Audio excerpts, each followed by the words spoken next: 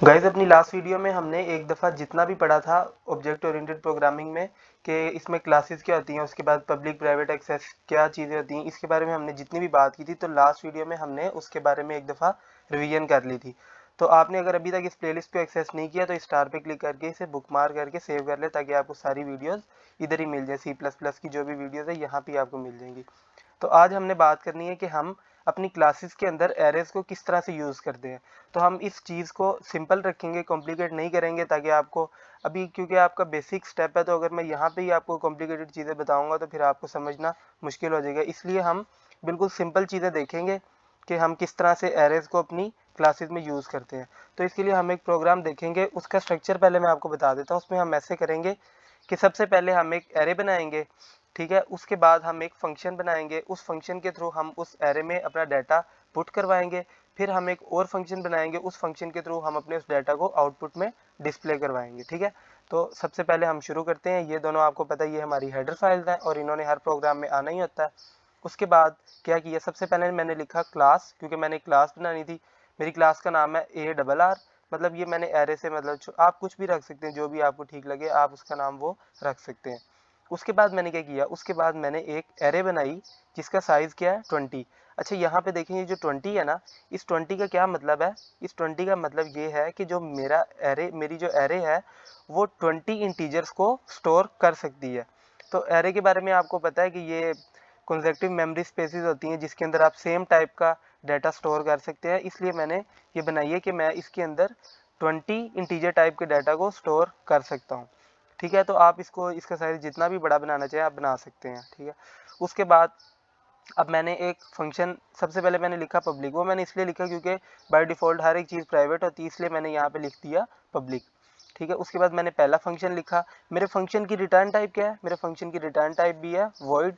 और वो क्या लेता है, क्या देता है, ना कुछ लेता है ना कुछ देता है, मतलब उसकी जो दोनों चीज़ें हैं वो आ गई वॉइड। इसी तरह मेरा जो दूसरा फंक्शन था उसकी रिटर्न टाइप भी वॉइड है, मतलब ना वो कोई चीज़ रिटर्न करता है, और इसी तरह ना ये कोई, मतलब आगे जाके इंटीजर लेगा, ना उसके ऊपर कोई किसी किस्म का ऑपरेशन परफॉर्म करेगा, मतलब कि सिंपल है ये, ना कोई चीज़ लेगा ना कोई चीज़ रिटर्न करेगा। अच्छा, उसके बाद हमने यहाँ पे लगा दिया सेमीकोलन। हमारी क्लास का स्ट्रक्चर हो गया कंप्लीट। अब मैंने क्या लिखना है, अब मैंने अपना पहला जो फंक्शन मैंने बनाया उसकी मैंने डेफिनेशन लिखनी है। उसकी डेफिनेशन लिखने के लिए क्या मेथड है, सबसे पहले हम लिखेंगे वॉइड ARR क्या है, मेरी क्लास का नाम। यहाँ पे मैंने वॉइड लिखा, पहले मैंने वर्ड लिखा, उसके बाद मैंने अपनी क्लास का नाम लिखा। उसके बाद मैंने क्या डाला, उसके बाद मैंने डाला स्कोप रेजोल्यूशन ऑपरेटर, ठीक है। उसके बाद मैंने अपने फंक्शन का नाम लिखा, क्योंकि मैंने यहाँ पे बता दिया था पहले ही कि जो मेरा फंक्शन है उसकी रिटर्न टाइप कुछ भी नहीं है, ना वो कोई चीज़ लेगा ना वो कोई चीज़ देगा, तो यहाँ पे मुझे लिखने की ज़रूरत नहीं है, ठीक है। उसके बाद मैंने सबसे पहले एक फॉर लूप लगाई। फॉर लूप में मैंने क्या कहा, integer i is equal to 0, मतलब 0 से शुरू होगा, और i स्मॉलर देन 5, मतलब कि मैं अपनी एरे के अंदर सिर्फ 5 एलिमेंट्स को इनपुट करवाना चाहता हूँ, ठीक है। उसके बाद मैं क्या किया, मैंने इस सारी जो एरे के अंदर एलिमेंट्स हैं इनको इनपुट करवा लिया, ठीक है। अब मैं अपना दूसरा फंक्शन लिखूंगा। उस फंक्शन के थ्रू मैं क्या करूंगा, मैं उस फंक्शन के थ्रू जो मेरी एरे के अंदर एलिमेंट्स हैं उनको मैं आउटपुट में शो करवाऊंगा, ठीक है। तो ये देखें क्या हुआ, वॉइड एरे, ये बिल्कुल ऊपर की तरह सेम रिटर्न टाइप आपने देख ली किस तरह से है। यहाँ पे मैंने दूसरे फंक्शन का नाम लिखा और उसके बाद मैं अब उसकी डेफिनेशन लिखने लगा हूँ। यहाँ पे मैंने क्या लिखा, सबसे पहले मैंने एक दफ़ा शो किया कि जो मेरी एलिमेंट्स है ना एरे के, वो ये है। उसके बाद मैंने एक फॉर लूप लगाई। फॉर लूप क्या करेगी, 0 से शुरू होगी, स्मॉलर देन 5, और हर दफ़ा इंक्रीमेंट होता जाएगा, और ये क्या करेगी, जो भी मेरे एरे के अंदर एलिमेंट्स हैं उनको आउटपुट में शो करेगी, ठीक है। अब मैंने क्या किया, अब मैं गया मेन फंक्शन में। यहाँ पे मैंने अपनी क्लास का एक ऑब्जेक्ट बनाया, ठीक है। फिर उस ऑब्जेक्ट के थ्रू मैंने क्या किया, मैंने अपने फर्स्ट फंक्शन को एक्सेस किया। उसके बाद मैंने अपनी ऑब्जेक्ट के थ्रू दूसरे फंक्शन को एक्सेस किया। तो हम इसको अब रन करके देख लेते हैं।